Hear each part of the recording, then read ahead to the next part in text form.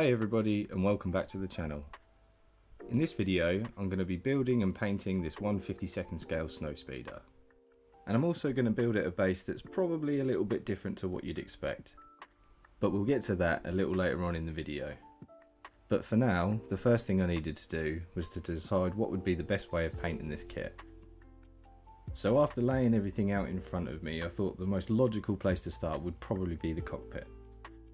I mean, I could have made a distasteful joke about a cockpit there, but instead I thought I'd concentrate on the prep work. But once I had all the pieces prepped and primed, I then gave everything a base coat with some of Vallejo's engine grey. Then once everything had a little time to dry, I used some of the Army Painter's stone golem and dry brushed some of the high points in the cockpit. This is just going to show off a lot of those details that are moulded into the pieces on this kit. I then tried to add a few more details to some of the panelling with some aluminium from Vallejo before giving everything a wash with some Nuln oil from Games Workshop. The wash is going to darken up all of those recesses so those details really stand out. I then picked out a few of the buttons on the control panel and gave them a layer of white gesso primer. Then I added a few more colours over the top just to really make it stand out. But at this point I don't really know how much of this you're going to be able to see, but I thought it'd be better to be safe than sorry. Once I had all the pieces assembled, I fit the cockpit into place, and I had to admit, I was feeling pretty good at this point. So I moved on to the next step and started with some more snipping,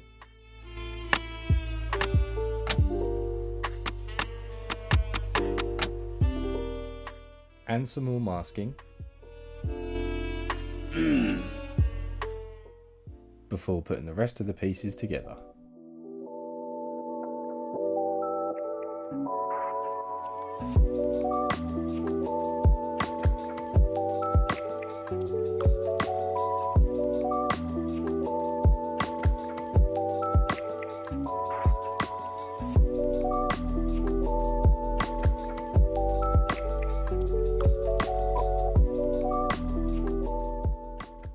So when the rest of the kit was ready for paint, I started by priming everything with some grey surface primer from Vallejo. Then using some of Vallejo's black surface primer, I outlined all of the panel lines on the model. This is going to give some tonal variety, so when we add the base coat, hopefully it will look like we've got a panel fade effect.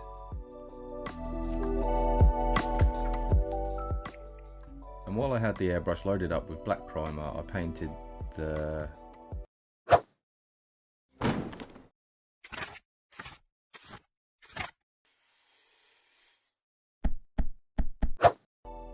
cooling fins before switching over to the stone golem from the Army Painter and base coating all of the pieces.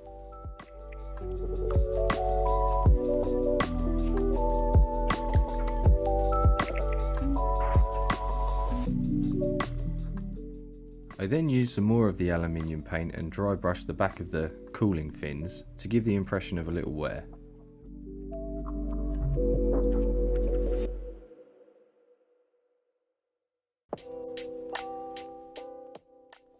The next job on the list was to apply all the decals.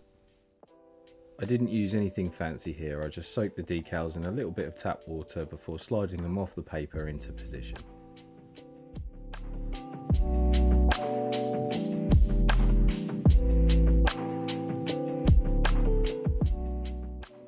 Once all the decals had set into place, I finally assembled the rest of the kit before moving on to the first step of the weathering process.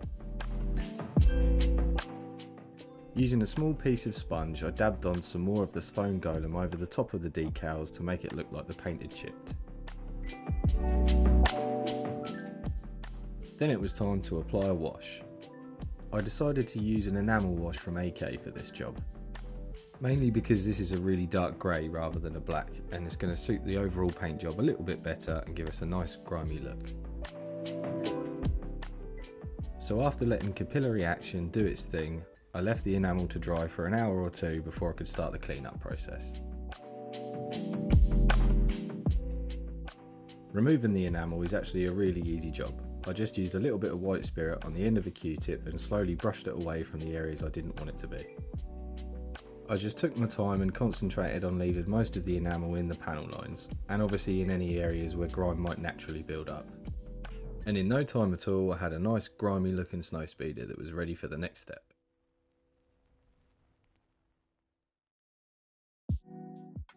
I then tried to create an effect that looked something like blaster damage, as I'd like to think this little Snowspeeder's seen some action.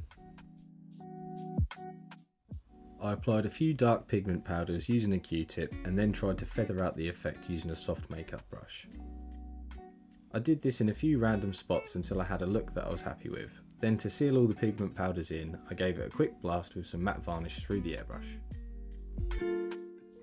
It was pretty early on in the project where I decided I wanted to make this Snowspeeder look like it had suffered a bit of a crash landing. So with that in mind, the next effect I wanted to try and achieve was some cracking in the view screen. So using a really sharp hobby blade, I scratched in some lines that I thought kind of looked like cracks in the front of the screen.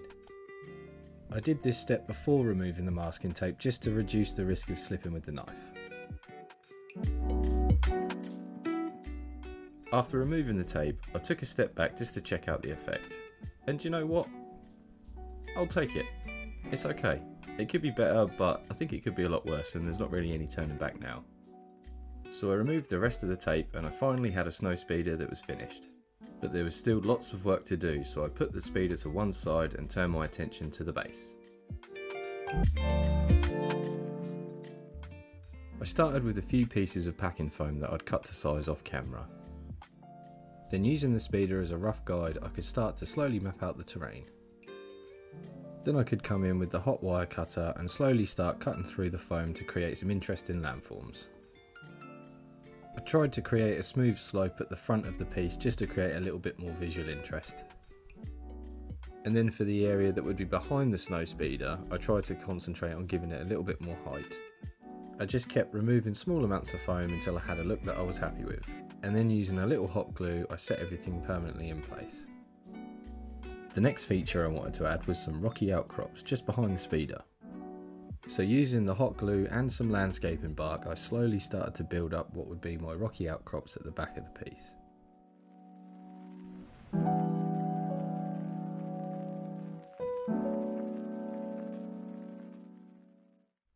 So once I was happy with the layout of the rocks, I then moved on to the next step, which was to try and create some ruts behind where the speeder had crashed. I just used a different attachment on the end of the hot wire foam cutter and slowly pushed it into the foam until I had a look that I thought was fairly convincing.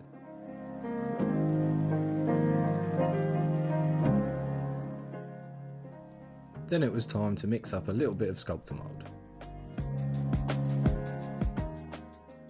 I used the sculptor mould to fill any gaps I had left over between the foam and the rocks.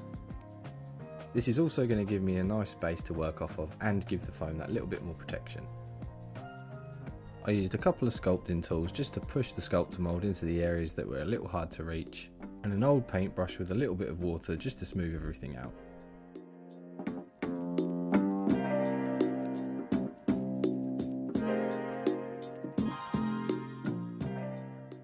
Then I mixed up a batch of ordinary casting plaster and used it to protect the rest of the foam.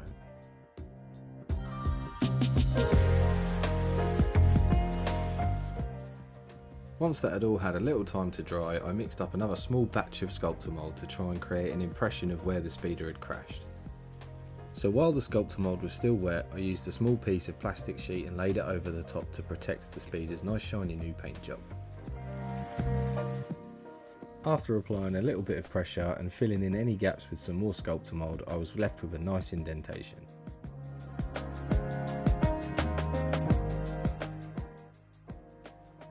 I used an old paintbrush to give the wet sculptor mould a little bit more texture and smoothed out the area under the ship using my finger and a little bit of water.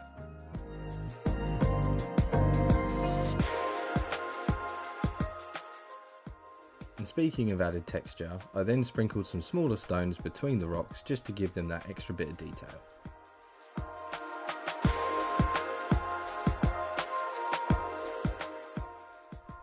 I used a few different sizes before locking it all in place with a misting of isopropyl alcohol and some watered down matte Mod Podge.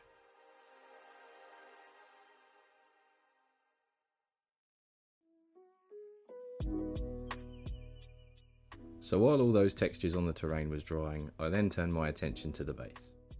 I knew I wanted to include some lighting in this piece, so this deep set photo frame was perfect. Mainly because it's going to leave a little bit of a void underneath the piece that's going to provide some room to hide all the electronics. So after gluing the back end of the frame in place with a little bit of hot glue, I started work on creating my circuit. So as electronics aren't my strong point, I wanted to keep this job as simple as possible. So I decided to use one of these cheap LED tea lights.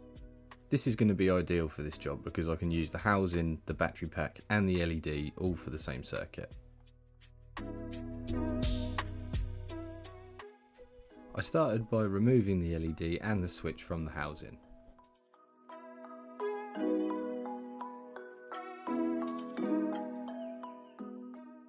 Then I glued the battery pack and the housing into the bottom of the frame.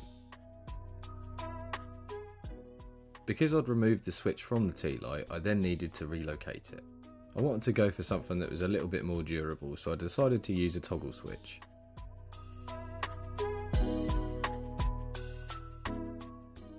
After cutting a small hole in the frame to house the switch, I used a little bit of hot glue just to lock it in place.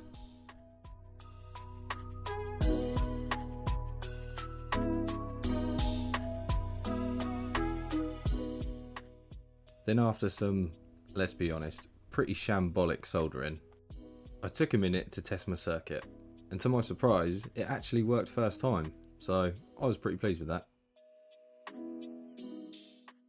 So with all the electronics finished, I could then mount the rest of the base on top of the photo frame.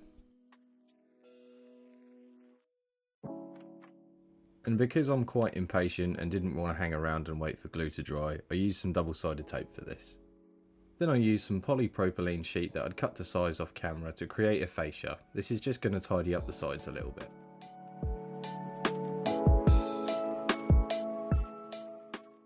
I stuck it all down with some double-sided tape in the same way that I'd mounted the base to the frame.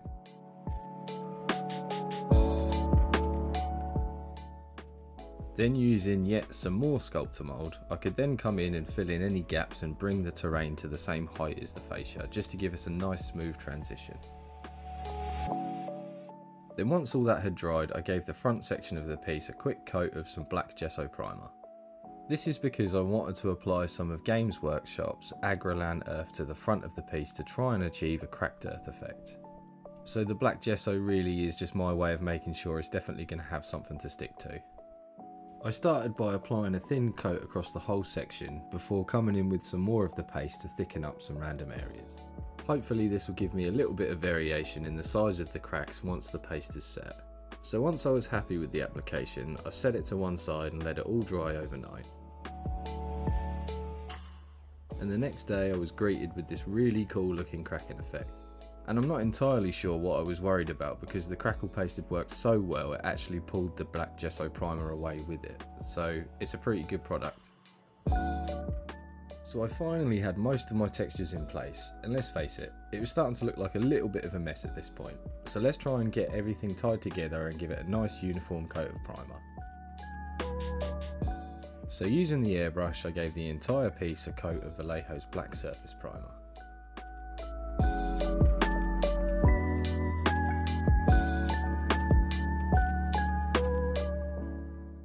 And while I had the airbrush loaded up with the primer, I also tidied up the sides.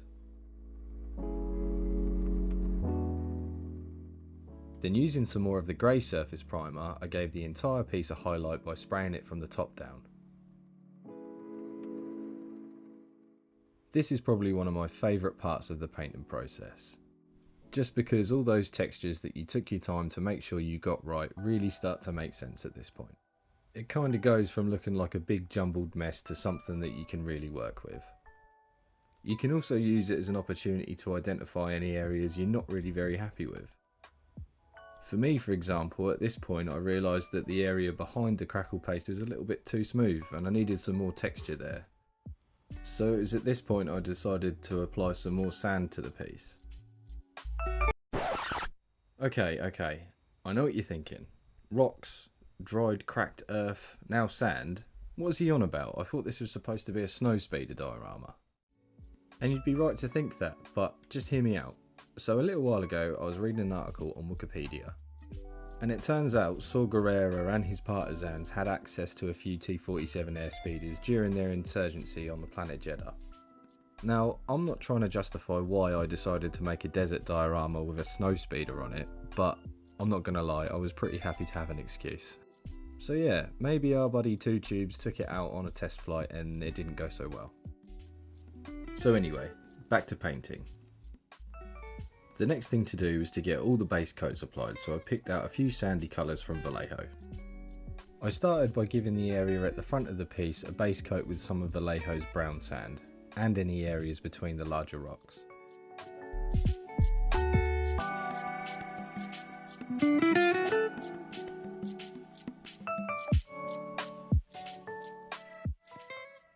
Then I gradually mixed in some of Vallejo's Iraqi sand and applied it to the higher points to create some highlights.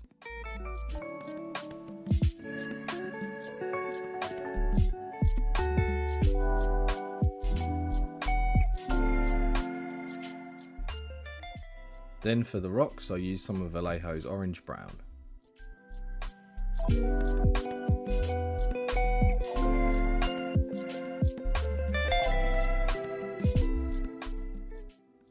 Now all the base coats and highlights were in place, it was time to go the extra mile and paint some individual stones. I picked out a few neutral tones that I thought would suit the paint job and set to work with the long tedious task.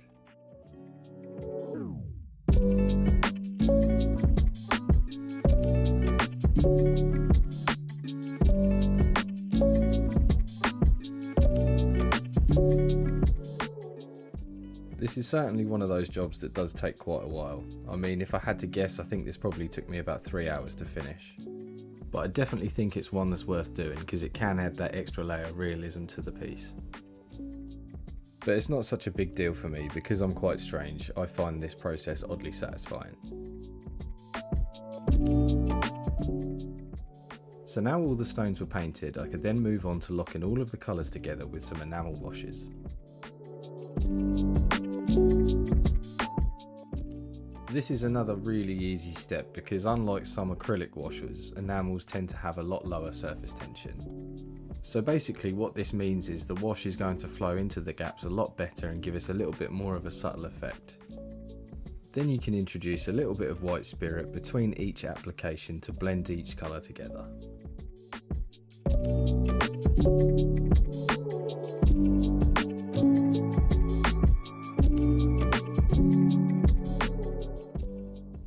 Once all the enamel washes had dried, I used a little bit of Seraphim Sepia from Games Workshop just to restore some of that warmth back into the rocks.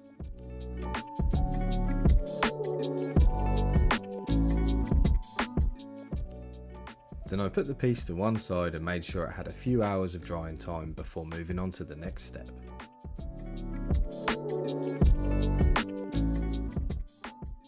The last thing to do with the terrain was to give everything a light dry brush. So using an old makeup brush, I gave everything an overall light dry brush with some more of Vallejo's Iraqi sand. Then using a smaller fine tip dry brush, I used some of Vallejo's off-white and just highlighted the edges.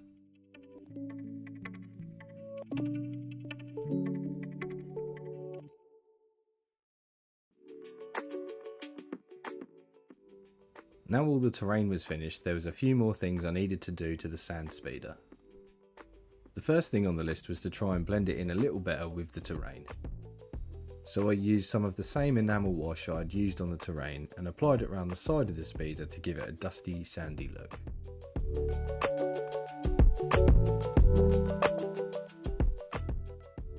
Now this little speeder looked like it was in pretty good shape considering it had just crash landed in the middle of a desert.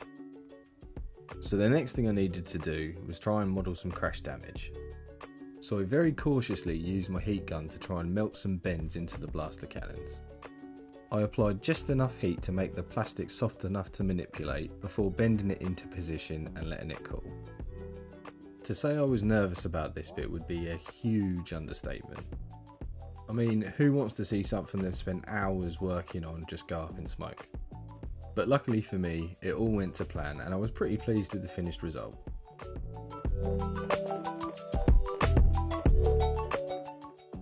So on to the next step, and that was to try and make a hole to house the LED. I marked out the position on the bottom of the speeder and then started to drill my hole, but unfortunately this is where my luck ran out.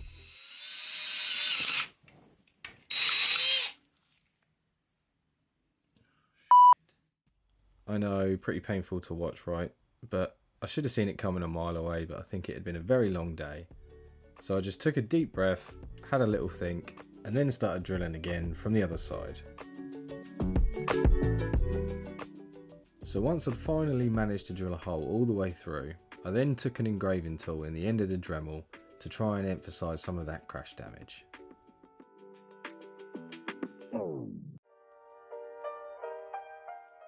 I also then used the engraver in the Dremel tool to try and model some really deep scratches down the side of the speeder.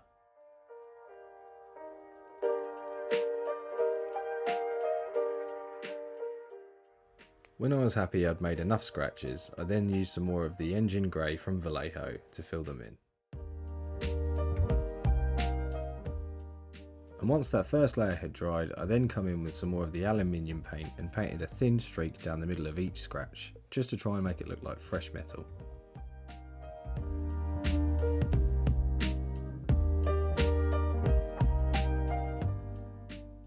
Then I was finally ready to set my sand speeder permanently in place.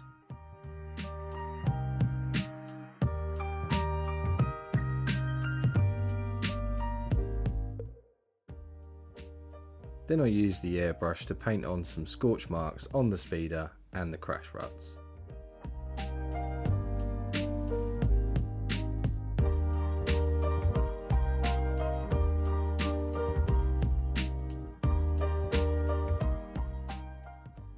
Then I used some of Tamiya's liquid cement to refit the repulsor unit housing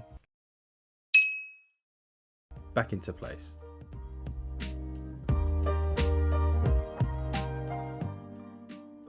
So all that was left to do was just quickly test the lighting to make sure everything was still working before moving on to the fire and smoke effects. To keep things simple, I decided to use the original plastic nib that came over the LED on the T-light. I snipped the end off to make a hole so I could glue in a small length of fibre optic tubing. This is hopefully going to let the light from the LED travel a little further up into the plume of smoke. I then added a few beads of hot glue so the fibre optic tube could carry the light even further. Then it was time to concentrate on the smoke. I decided to use cotton for this rather than polyester fibre, because I find sometimes it can be a little bit too fibrous. The cotton tends to give you a bit more of a wispy look, which I find works better at this sort of scale.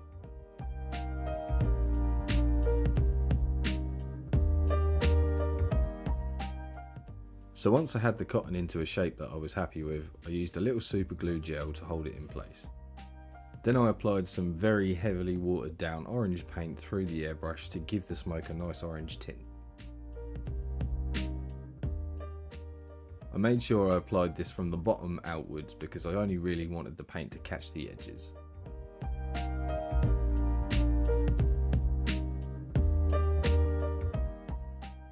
Then I came in with some black paint in the airbrush and concentrated on applying it to the top third of the plume.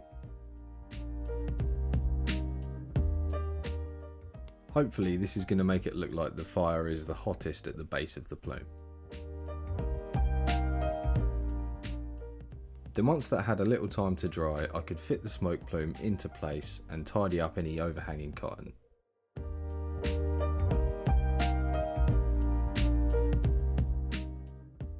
Then I tidied up the sides with some more black gesso and the piece was finished.